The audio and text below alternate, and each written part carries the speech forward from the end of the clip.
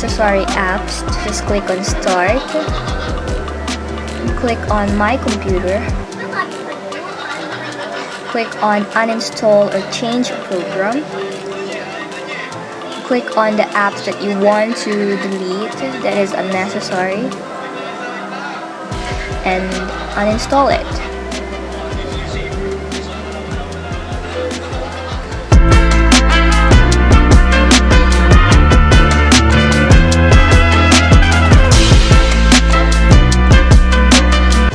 In software cleaning, search on the app that you're using. For me, I'm using a C cleaner. So in health checkup, we just click on next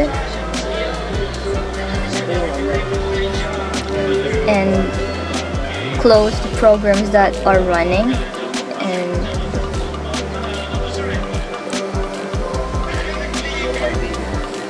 and wait until it finished checking.